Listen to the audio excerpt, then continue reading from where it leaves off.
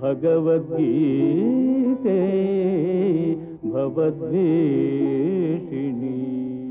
ప్రియ భగవద్బంధువులారా,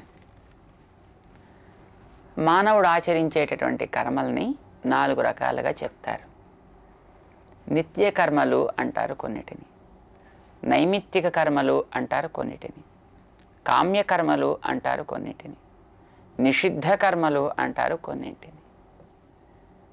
నిత్య కర్మలు అంటే ప్రతిదినము తను సాగించుకునేటటువంటి కర్మలు.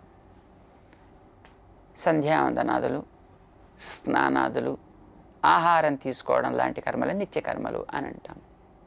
నైమిత్తిక కర్మలు అని అంటాం. ఏదైనా ఒక్కొక్క నిమిత్తం ఏర్పడింది, ఏదో గౌక్కుని మనం నడుస్తూ తెలియక ఏ మురికిలోనో పడ్డాం, అది ఒక నిమిత్తం. ఆ వేళ మళ్ళీ ప్రత్యేకించి స్నానం చేస్తాం.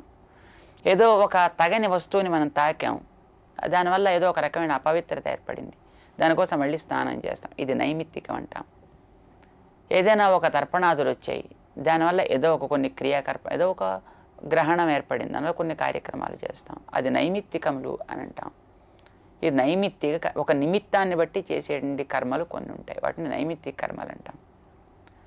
కోరుకుని కొన్ని పనులు చేస్తుంటాం. ఏదో మనకి ఆ వేళ తిందామనిపించింది, దానికోసం కొన్ని వస్తువులను సేకరించాం, ఏదో ఒక పదార్థాన్ని తయారు చేసాం, దాన్ని మనం తీసుకున్నాం. ఇది కామ్యకర్మ అని అంటాం. అది మనకి ప్రాణం నిలవడానికి ఏం పెద్ద అవసరం కాదు, అది లేకపోతే మనకేం నష్టం ఉండదు, కానీ అది కూడా మంచిది, అది కూడా ఉంటే బాగుంటుంది అని అనుకున్నాం, దానికోసం దాన్ని ఏదో ప్రయత్నం చేసి సంపాదించాం, అనుభవిస్తాం.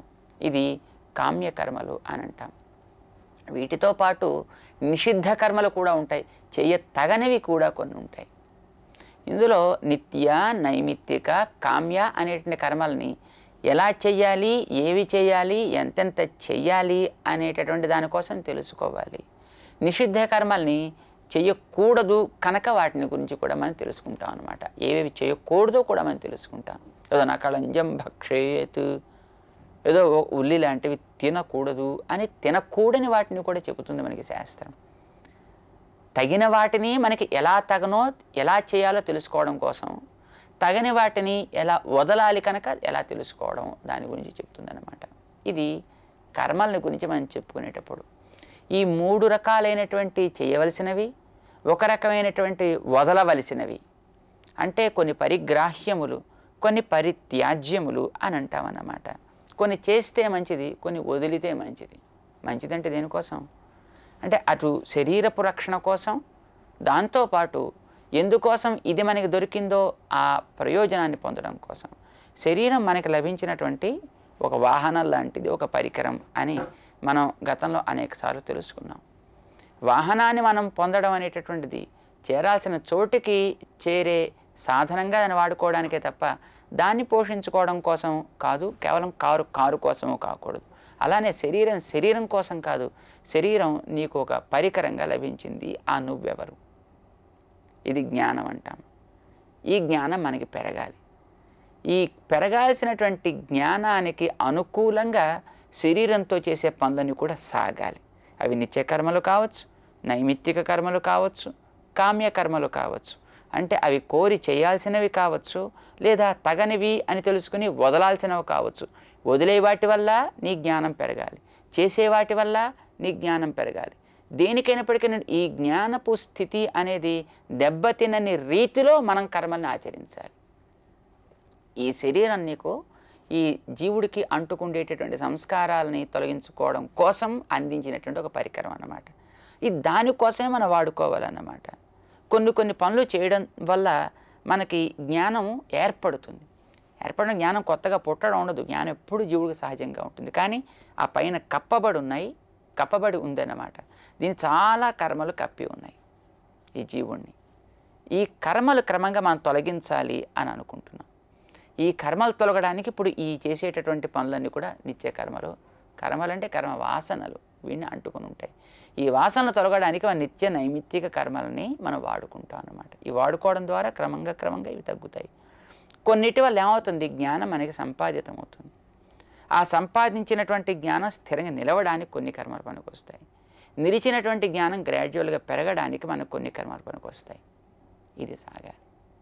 అంటే ఆచరించేది కర్మ, లభించేది నిలిచేది పెరగాల్సింది కర్మ, ఈ జ్ఞానం. అయితే ఈ జ్ఞానం ఎట్లా పెరుగుతుంది అంటే పెద్దల ద్వారా మనం చేసేటటువంటి సతతము చేసేటువంటి శ్రవణం వల్ల సాగాలి. శ్రవణంతో పాటు కేవలం ఈ చెవితో విని ఈ చెవితో వదిలిపెట్టి వేయడం కాకుండా విన్నదాన్ని సతతము మననం చేయాలి. పెద్దల ద్వారా వినడం, విన్నదాన్ని మననం చేయడం ద్వారా మనకి జ్ఞానం వస్తుంది, నిలుస్తుంది, అది క్రమంగా పెరుగుతుంది కూడా. ఇప్పుడు ఈ పెరిగినటువంటి జ్ఞానానికి అడ్డు రాకుండా శరీరం ఒకటి ఉంది కనుక దాంతో చేయాల్సినటువంటి పనులన్నీ కూడా మనం చేస్తూ ఉంటాం. చేత కర్మలు అనేవి జ్ఞానధారకి ఆటంకం కాని రీతిలో సాగాలన్నమాట. అయితే ఈ జ్ఞానం అనేటటువంటిది చేసేటప్పుడు పెరిగేటప్పుడు మధ్యలో ఈ ప్రాచీనంగా ఉంచుకున్నటువంటి కర్మ వాసనలన్నీ అడ్డొస్తూ ఉంటాయి. ఈ అడ్డుని మనం గ్రాడ్యువల్గా తొలగించాలి. ఇవేం చేస్తాయంటే జ్ఞానం బయటికి ప్రసరించేటప్పుడు ఏదో దీపానికి పైన పెట్టినటువంటి ఒక గ్లాస్, ఏ రంగు గ్లాస్ పెట్టినట్టయితే అందులోంచి పైకి వచ్చేటటువంటిది ఆ రంగు కాంతి లాగా మనకి ఎట్లాగైతే కనిపిస్తుందో ఈ లోపల నుంచి బయటికి ప్రసరించేటటువంటి జ్ఞానం కూడా పైన కర్మ యొక్క ప్రాచీనమైనటువంటి ఆ వాసనల్ని బట్టి, సంస్కారాలను బట్టి అది మన కర్మల్ని కూడా గైడ్ చేస్తూ ఉంటున్నమాట. ఇలాంటి పని చేద్దాం, ఇలా అనుభవిద్దాం, ఇలా పొందుదాం, ఇదే పొందుదాం అని ఇట్లాంటివి మనకు అనిపిస్తూ ఉంటాయి. జ్ఞానం అనేది ఎప్పుడూ కూడా పనులని చేయడానికి మనకి పనికి రావాలి తప్ప జ్ఞానం కోసం కాకూడదు. పనులు అనేవి ఎప్పుడు కూడా జ్ఞానం వెనకాతల ఉండి దాంతో సపోర్ట్ అయ్యి అవి జరగాలి తప్ప కేవలం జ్ఞానం లేని పనులు సాగడానికి వీల్లేదు. జ్ఞానం లేని పనులు కేవలం ఏదో అచేతనం కదిలినట్టుగా జరుగుతాయి అన్నమాట. అలా జరగకూడదు మానవుడు చేసేటటువంటి పనులైతే. పైన అంటి ఉండేటువంటి కర్మవాసనలు కేవలం తనకి తెలివి చేత తొలగిపోవు. అద్దం పైన రంగుది ఉంది అంటే ఇది మరొక రకంగా మారాలి అని అనుకుంటే అరే పైన అద్దం ఉంది ఉంది ఉంది అని తెలియడం వల్ల మనకి అద్దం రంగు మారదు. దానికి ఏదో ఒక ప్రక్రియ సాగాలి. అక్కడ దీన్ని తీయాలి, దాన్ని తేవాలి, అక్కడ పెట్టాలి, అప్పుడు మాత్రమే అది మారుతుంది. అలాగే జీవుడికి అంటి ఉండేటువంటి కర్మలు కూడా అవి తొలగాలి అని అంటే కేవలం తెలియ వల్ల చాలదు, జరిగేటటువంటి ఒక క్రియ వల్లనే మనకి అవి తొలగుతాయి అన్నమాట. ఏదో ఒకటి చెయ్యాలి. ఆ చేసే ఏదో ఒకటి చేస్తే లాభం లేదు. మళ్ళీని తొలగాల్సిన దాన్ని మరింతగా అది పెరిగిపోవచ్చు. చేయవలసింది దేనివల్ల అది ఎలా చేస్తే పైనుండే తొలగుతాయి అనడానికి మళ్ళీ మనకి శాస్త్రం చెబుతుంది. ఎందుకంటే మనకి లోపల జ్ఞానం కానీ, జ్ఞానం కలిగిన ఆత్మ కానీ, ఆత్మ కట్టిన పాపాలు కానీ ఎక్కడుంటాయి, ఎలా ఉంటాయి, ఏం చేస్తాయని మనకేం తెలియదు. అది శాస్త్రమే చెప్పాలి మనకి. శాస్త్రం ధర్మేణ పాపమపనుదతి అంటుంది మనకి. ధర్మేణ నువ్వు ఆచరించేయడం కన్నా ధర్మం ఆచరించినట్టయితే పైన అంటూ ఉండే పాపములన్నీ కూడా తొలగుతాయి అంటాను. మరి ధర్మం అంటే ఏమిటి? ఏది వేదం ఇలా చెయ్యి అని చెప్పిందో దాన్ని ధర్మం అని అంటాం. వేద విహితమైనటువంటి కర్మాచరణకే ధర్మం అనే పేరు తప్ప మరొక దానికి కాదు. కనుక వేదంలో మనకి చేయమని చెప్పినటువంటి అనేక క్రియాకలాపాలు ఒక్కొక్క వ్యక్తి యొక్క యోగ్యతని బట్టి, అవసరాన్ని బట్టి ఏమేం చెయ్యాలి అనేది మనకి వేదం శాసించింది. కనుక ఆ శాస్త్రము ఆజ్ఞాపించినటువంటి రీతిలో ఆచరించేటటువంటి కర్మకి ధర్మము అని పేరు. ఆ ధర్మం వల్ల వీడుకుండేటిని పాపం తొలుగుతుంది. అయితే వేద విహితమైన పని చేయడం అంటూ ప్రారంభించగానే ఏదో ఒక ఫలితం దానివల్ల వస్తూ ఉంటుంది. మనం నీళ్ళని ఒక దాంట్లోంచి ప్రవహింప చేస్తున్నామంటే ఆ వెళ్ళే నీళ్ల వల్ల అక్కడక్కడ కూడా నేల తడుస్తూ ఉంటుంది. అది కూడా తాత్కాలికంగా ఒక ఫలితమే అయినప్పటికీ కూడా నీరు ఇక్కడి నుంచి బయలుదేరి మనకు అక్కడ దాకా వెళ్ళడం అనేది ఒక లక్ష్యం అంటూ ప్రవహించడం ప్రారంభించిన తర్వాత మధ్యలో ఓహో ఇక్కడ బాగా వెళ్ళింది కదండి అంటే దీన్ని మనం చూస్తూ కూర్చుంటే అక్కడ దాకా వెళ్ళిన తర్వాత జరగాల్సిన ప్రయోజనం దెబ్బతినవచ్చు. అంటే ఇక్కడ బాగా వస్తోంది, ఇక్కడ తడుస్తోంది, నేల చక్కగా మనకి ఇక్కడ సాగువంతం అవుతున్నట్టుంది, కానీ ఇక్కడ కొన్ని మొక్కలు వేసుకోవచ్చు అంటే చేరాల్సిన చోటుకి అవి చేరకుండా మానివేస్తాయి కదా. ప్రధాన ప్రయోజనం దెబ్బతినకూడదు అన్నమాట. మనకి ఈ చేసేయండి వేద విహితమైనటువంటి కర్మల వల్ల తాత్కాలికంగా మనకి కొన్ని ప్రయోజనాలు, కొన్ని ఫలితములు మనకు కనిపిస్తూ ఉంటాయి. ఉదాహరణకి స్వర్గాన్ని కోరి చేసేటటువంటి ఒక క్రియ వల్ల ఒక క్రియ మనకి తాత్కాలికంగా అన్నో ప్రయోజనాన్ని కలిగిస్తుంది. జ్యోతిష్టోమం అని ఒక యాగం, దానివల్ల స్వర్గం వస్తుందట. జ్యోతిష్టోమైన స్వర్గకామో యజేత అంటుంది వేదం. అయితే స్వర్గం డైరెక్ట్గా వచ్చేసి ఊరుకోదు. ఆ స్వర్గం రావడానికి ముందు ఏవో వీడికి ఆయుష్ వస్తుందిట, ఆరోగ్యం వస్తుందిట, సంతానం కలుగుతుందిట, సంపదలు ఏర్పడతాయిట, సుఖాలు కలుగుతాయిట. కోరిన ప్రధాన ప్రయోజనాన్ని మానకుండా ఉన్నట్టయితే ఇవన్నీ లభిస్తాయి. కానీ ఏదో ఆయుష్ రాగానే దీన్ని పెంచుకుందామనో, ఆరోగ్యం కాస్త దెబ్బతినగానే దీన్ని బాగు చేసుకుందామనో, ఏదో పిల్లలు సక్రమంగా కలగకపోతే పిల్లలు కలగాలనో వీటిని కోరుకుంటూ కనుక తన క్రియని చేసినట్టయితే ప్రధాన ప్రయోజనమైనటువంటి స్వర్గం రావడం మానివేస్తుంది అని అంటారన్నమాట. కనుక మధ్యలో వచ్చేటటువంటి తాత్కాలికమైనటువంటి ప్రయోజనాలు ఏవేవైతే ఉంటాయో అవి వీడికి తమ వైపు ఒక ఆకర్షణని కలిగిస్తాయి. అది లభించగానే ఇది బాగుందండి అనిపిస్తుంది కొన్ని ప్రయోజనాలు. కొన్ని ప్రయోజనాలు అబ్బాయి ఇది బాగాలేదండి అని అనిపిస్తుంది. కొన్ని సుఖ అనుభవాన్ని కలిగిస్తాయి, కొన్ని దుఃఖ అనుభవాన్ని కలిగిస్తాయి. ఈ అనుభవం అనేటటువంటిది వీడికి గతంలో చాలా కాలంగా ఏర్పడిన వాసనలు ఉన్నాయి కదా, వాటి వల్ల కలుగుతూ ఉంటుందన్నమాట. అంటే ఒక వస్తువు దరికి చేరగానే అబ్బో ఇది తీపి కావాలి, అబ్బోబో ఇది చేదు వద్దు అని అనిపిస్తుంది అనమాట. కనుక చేసే కర్మ వల్ల లభించేటటువంటి వస్తువుల వల్ల వీడికి ఏవో కొన్ని అనుభవాలు అటు సుఖాన్ని కానీ ఇటు దుఃఖాన్ని కానీ కలిగిస్తాయి. సుఖం కలగగానే పెంచుకుందాం అనిపిస్తుంది, దుఃఖం కలగగానే దాన్ని తొలగించుకుందాం తగ్గించుకుందాం అని, ఇది కావాలని ఇది వద్దు అని వీడికి క్రమంగా అనిపించడం ప్రారంభిస్తాయి. వాటిని సంస్కారాలు అంటారు. ఇవి తగ్గాలి.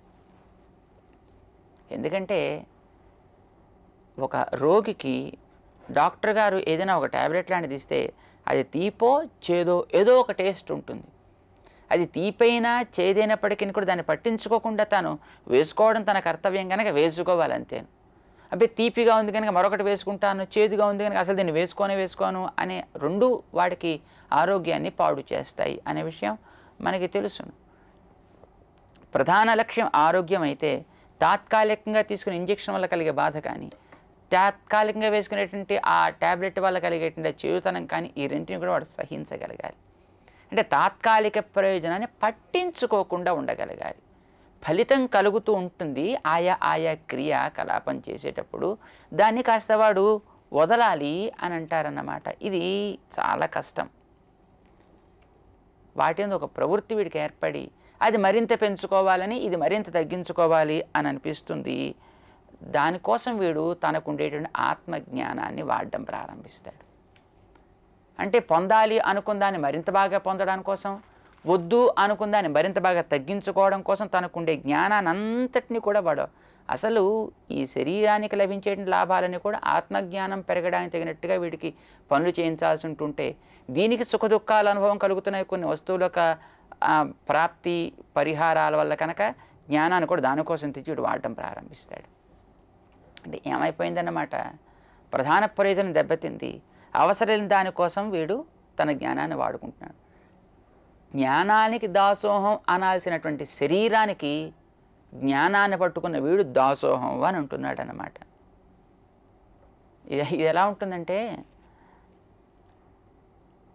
తోకని ఆడించాల్సినటువంటి కుక్కని తోక తనే ఆడించడం ప్రారంభిస్తే ఎట్లా ఉంటుందో అట్లా ఉంటుంది అని అంటట ఒక ఆయన. ఔరంగజేబు యొక్క సోదరుడు ఉండేవాడు దారా. పండితరాయల దగ్గర ఆయన ఉపనిషత్తులన్నీ శ్రవణం చేసేట. అన్నీ విన్న తర్వాత అబ్బాయి నీకేమిటి అర్థమైందయ్యా అని అడిగట్ట ఆయన.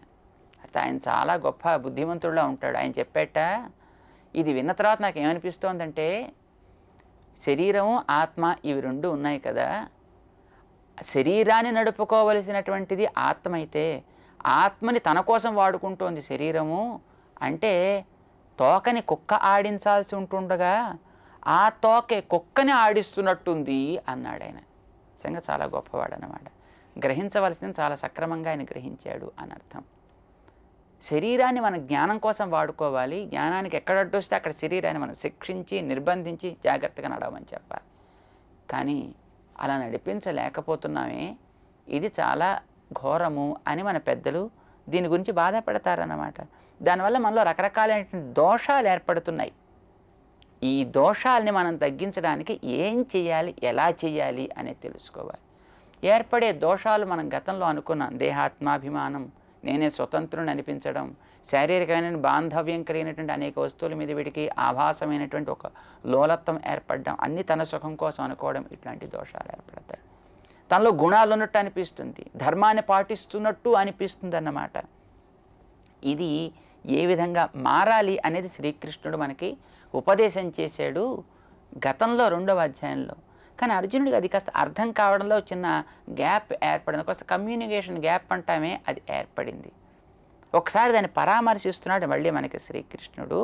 ఆ ఏర్పడేటటువంటి రకరకాలైనటువంటి వాసనలు గతంలో వీళ్ళు ఏర్పడ్డవి ఎలా వీడిని కర్మ వైపు నడిపిస్తుంటే వాటిని ఎట్లా నడిపించుకోవాలి, అది ఎట్లా నడిపించుకోవాలని శ్రీకృష్ణుడు గతం చెప్పి ఒక్కసారి దాన్ని స్మరణ చేసుకుంటూ మనం ముందుకు వెడుతున్నాం. అది చేద్దాం. జై శ్రీమన్నారాయణ.